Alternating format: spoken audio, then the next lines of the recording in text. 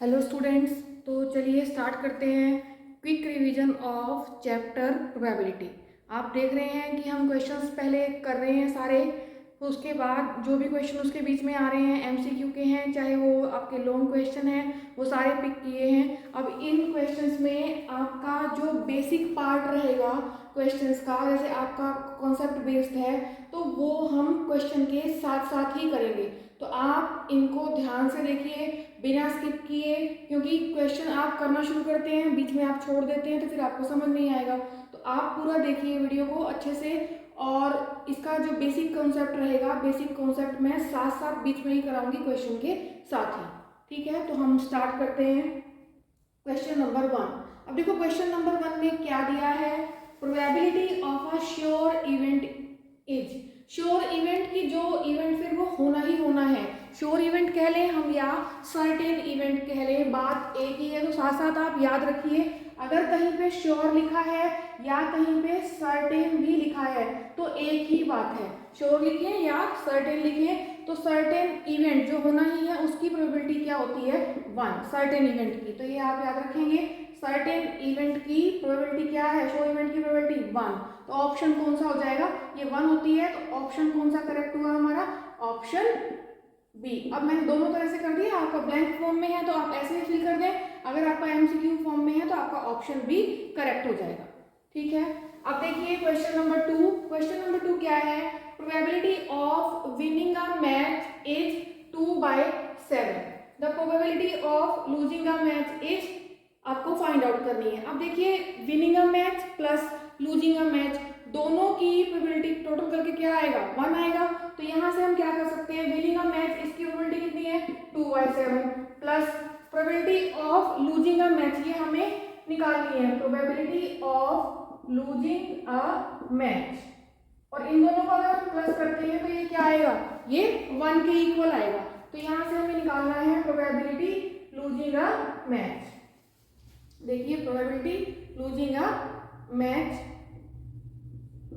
तो ये कितनी आ जाएगी आपके पास, इसको इधर लेके आएंगे, 1 माइनस 2/7, एलसीएम ले लोगे 7 आएगा, तो ये आ गया 7 माइनस 2, तो हमारे पास आंसर आ जाएगा 5/7। तो इस तरह से आपका ये क्वेश्चन 2 कंप्लीट हो जाएगा। यहाँ से ऑप्शन कौन सा आ रहा है, 5/7, तो हम क्या कहेंगे, ऑप्शन कौन सा करेक्ट हो गया, ऑप्शन सी इज करेक्ट।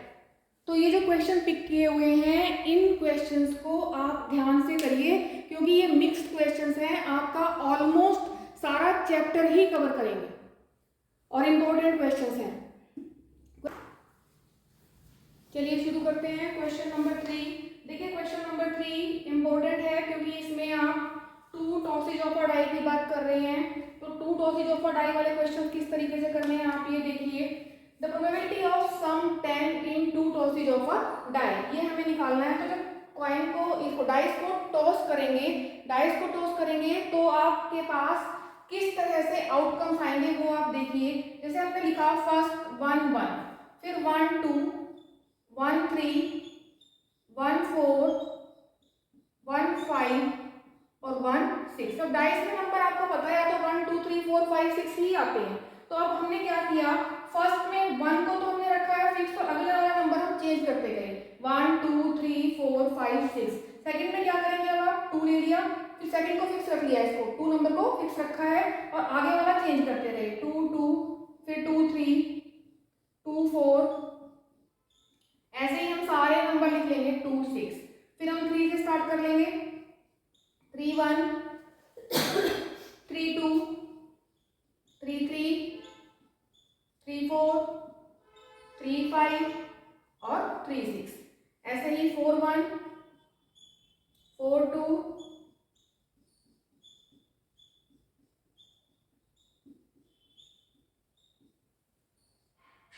5 से लिखेंगे। अब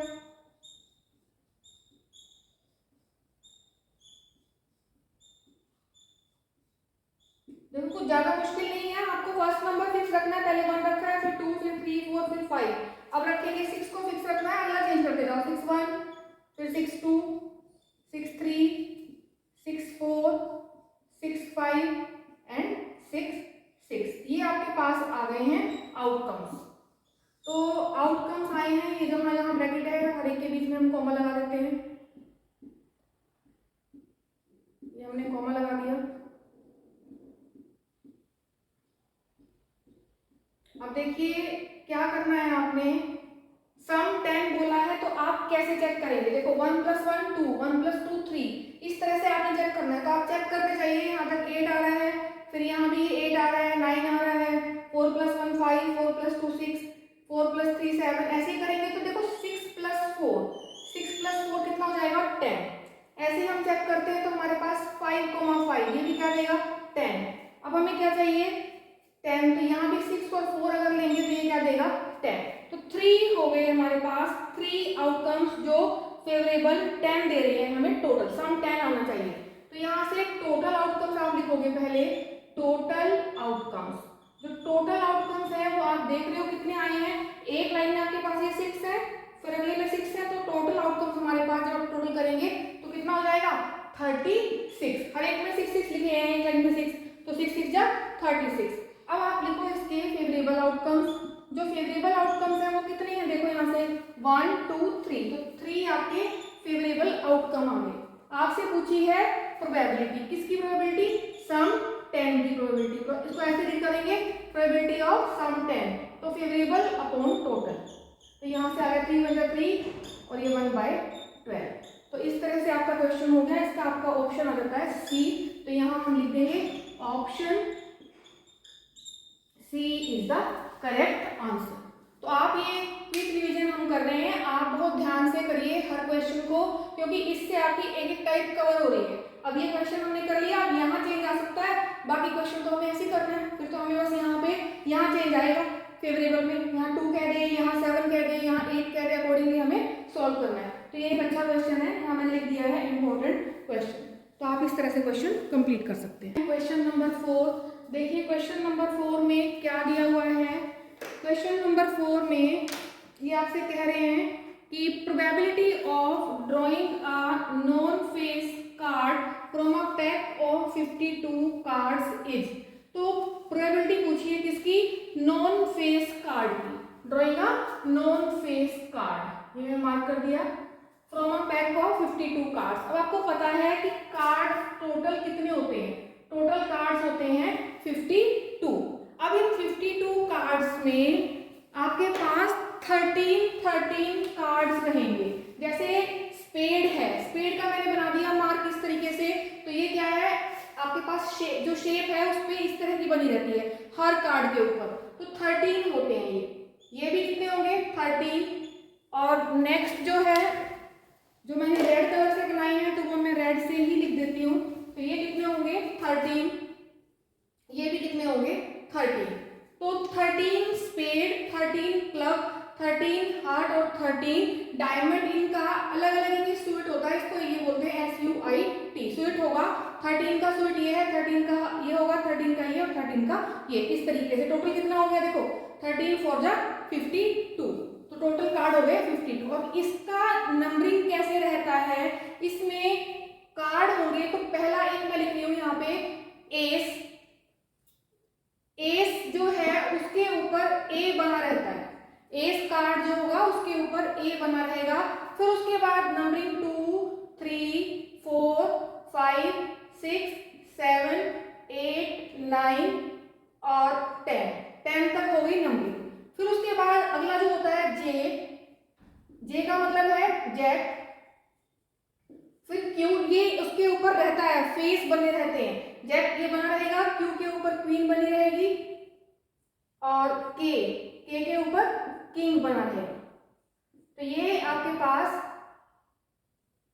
जे क्यू के, तो सबके अंदर इस टाइप से ही होगा, ये यही कार्ड्स होंगे, बस यहाँ पे क्या होगा, इस वाले में आएंगे तो ये शेप आ जाएगी, इस वाले में आओगे तो शेप चेंज होती रहेगी, बाकी नंबरिंग इस तरीके से रहती है, ये नंबरिंग रहेगी, ए रहेगा, वहां जे रहेगा, यहाँ क्यू और के। तो 13 हमारे पास कार्ड्स होते हैं। देखो काउंटिंग 1 से लेके 10 तक अगर आप समझे थे 1 2 3 4 5 6 7 8 9 10 11 12 और 13, 13 हो गए, तो 13 कार्ड्स हो गए हमारे पास।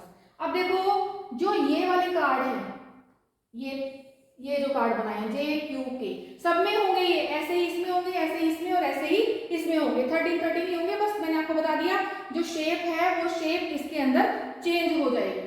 तो ये जो 3 कार्ड्स हैं JQK, तो 3 कार्ड्स आए हमारे पास ये, तो मैं इसको यहाँ कर देती हूँ। तो 3 कार्ड्स, इनको बोलते हैं 3 फेस कार्ड्स। ये कितने हो गए? 3 फेस कार्ड। अब 3 फेस कार्ड है तो 3 फेस कार्ड इसमें भी होंगे, 3 फेस कार्ड इसमें भी होंगे और इसमें भी होंगे। तो टोटल कितना हो जाएगा? 3 इसमें हुए, 3 इसमें, 3 इसमें और 3 इसमें, 3 4 जा 12। तो 3 face card in each set, हर एक में होंगे। तो टोटल फेस कार्ड कितने हो जाएंगे? टोटल फेस कार्ड हो जाएंगे 12। ये आपको ध्यान रखना है कि टोटल फेस कार्ड 12 होते हैं। और जो एज है, टोटल एज कितने होते हैं? टोटल एज कितने होंगे? 4। तो यहां मैं लिख देती हूँ total edge is equal to 4। ये 4 होंगे, हर एक में आएगा 1 2 3 4, तो 4 यहाँ पे एज कार्ड हो जाएंगे। अब हम बात करते हैं, अपने क्वेश्चन पे आते हैं। ये तो बेसिक था, ये आपको आई होप की समझ आ गया होगा। अब देखिए क्या कह रहा है ये इसमें बोल रहे हैं कि नॉन फेस कार्ड। अब तो आप देख के बता सकते हैं, क्वेश्चन हमने कर लिया है कि नॉन फेस कार्ड। तो नॉन फेस कार्ड आप कैसे बताओगे? यहां से देखो फेस कार्ड कितने हैं, फेस कार्ड पता लग गए 12 है। तो फेस कार्ड 12 है, 12 क्या करें इसमें से माइनस कर दें, नॉन फेस चाहिए ना हमें, तो फेस कार्ड 12 है तो 52 में से हमने 12 माइनस कर दिया, कितना आया 40।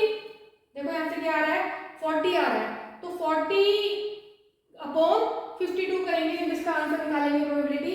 तो प्रोबेबिलिटी निकालने के लिए क्या करोगे 40 अपॉन 52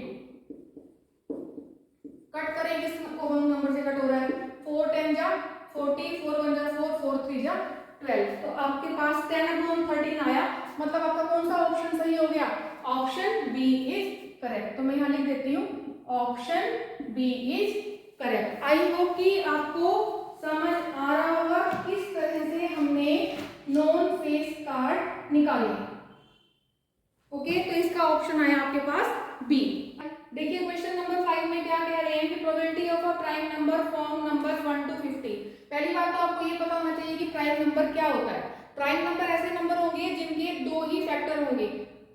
2 फैक्टर का मतलब कैसे, जैसे 2 लिया हमने तो 2 का फैक्टर क्या हो गया 1 हो गया, 1 से डिवाइड हो रहा है और 2 से डिवाइड हो रहा है। 1 ना तो प्राइम फैक्टर है ना कंपोजिट है, 1 को नहीं लेंगे।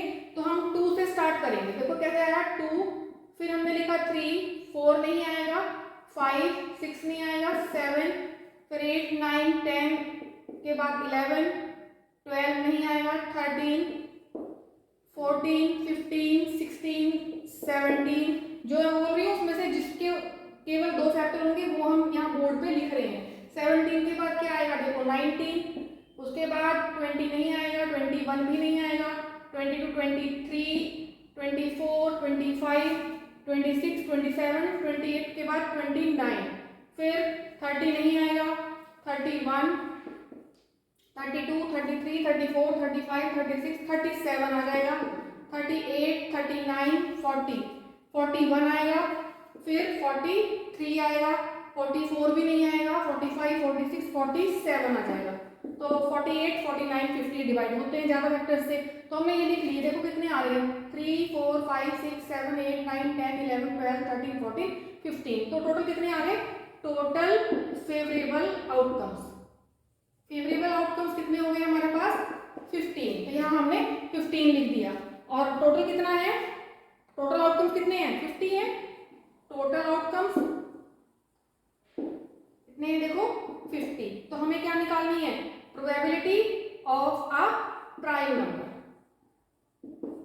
क्या लिखेंगे 15/50, कट करो किसी टेबल से कट हो रहा है तो 5 3 जा 15 5 10 जा 50। तो कितना आया ये 3/10। तो ऑप्शन आपका ए करेक्ट आ रहा है। तो इसका आंसर हो जाएगा option A. Option A is the correct answer. I hope कि क्लियर हो गया होगा कि प्राइम नंबर क्या होता है जिसके 2 फैक्टर होंगे। 1 नहीं आएगा क्योंकि 1 ना तो प्राइम होता है और ना ही कंपोजिट। क्वेश्चन नंबर 6 देखिए।